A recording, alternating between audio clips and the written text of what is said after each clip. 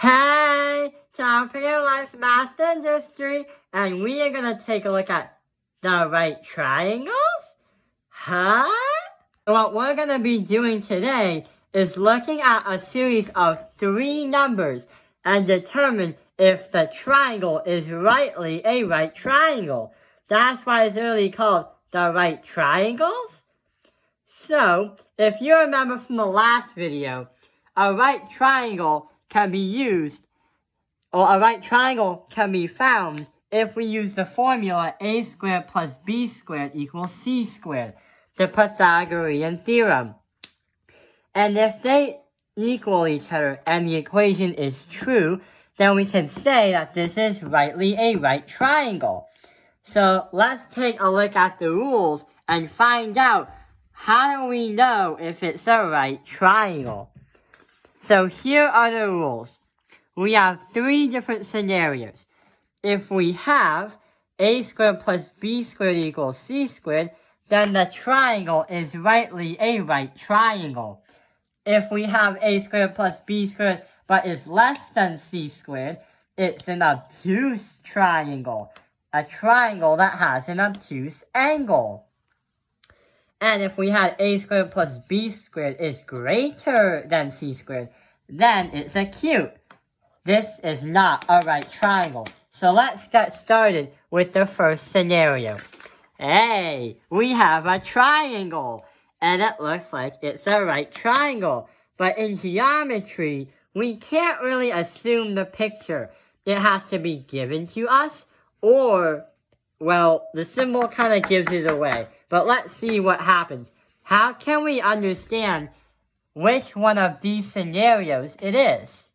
Well, if we use the Pythagorean theorem, where a squared plus b squared is c squared, then we'll be able to get what we need. So let's try to do the math. We have 6 squared plus 8 squared equals 10 squared. So if we do 6 squared, 36, plus 8 squared, 64, equals 10 squared, 100. So 36 plus 64 equals 100, and 100 equals 100. So what can we say? Yes, we can say that this is going to be a right triangle. This triangle is rightly a right triangle. Let's take a look at the next scenario. Ooh, another problem. Let's try and use Pythagorean theorem to see what happens. Is it the right idea? Let's see. We have 6 squared plus 13 squared equals 20 squared.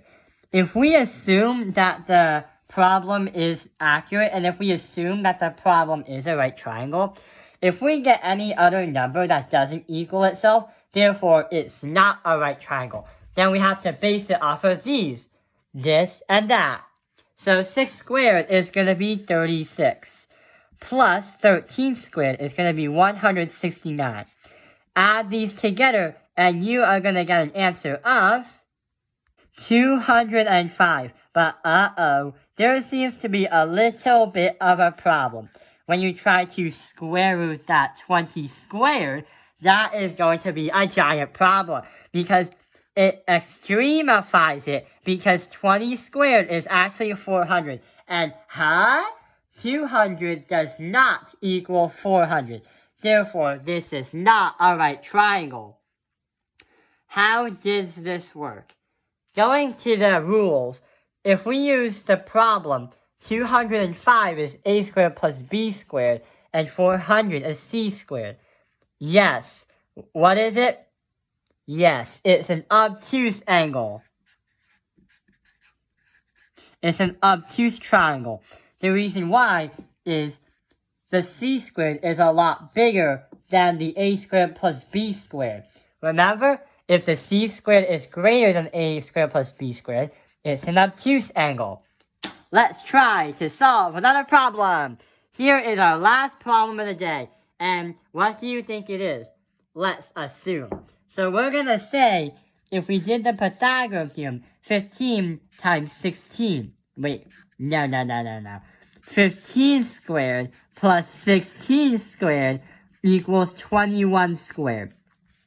15 squared is going to be 225 plus 16 squared is going to be 256.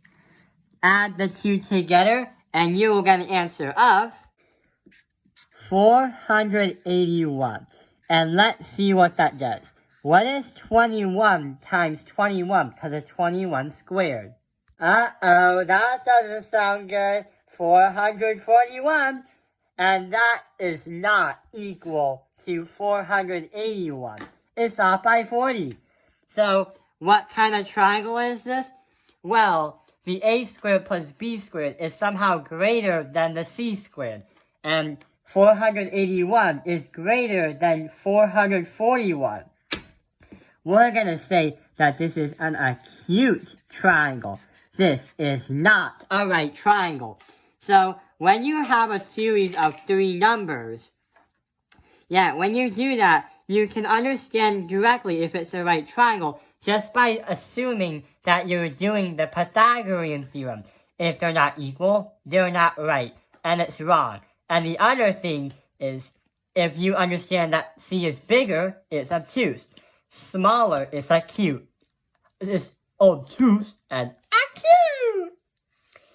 The reason why this is helpful is when you do the tangent in trigonometry, this is what will happen. You will have a circle and you will have a line. And that point right here is called a tangent. And if you have the middle of the circle and you see a right triangle, if you prove that triangle is right, then you can prove that this is a tangent at 190 degrees and these lines are perpendicular. So if you see these numbers like 3, 4, 5, or if you say like 17, 20, 106, you can directly know if it's a right triangle, and if it is, then you have a tangent and they're perpendicular lines. If not, doesn't work. So you can definitely use this method in advanced trigonometry. I hope this video has helped you understand the right triangles. Thank you for watching Top Opinion Lines Math Industry. Like and subscribe.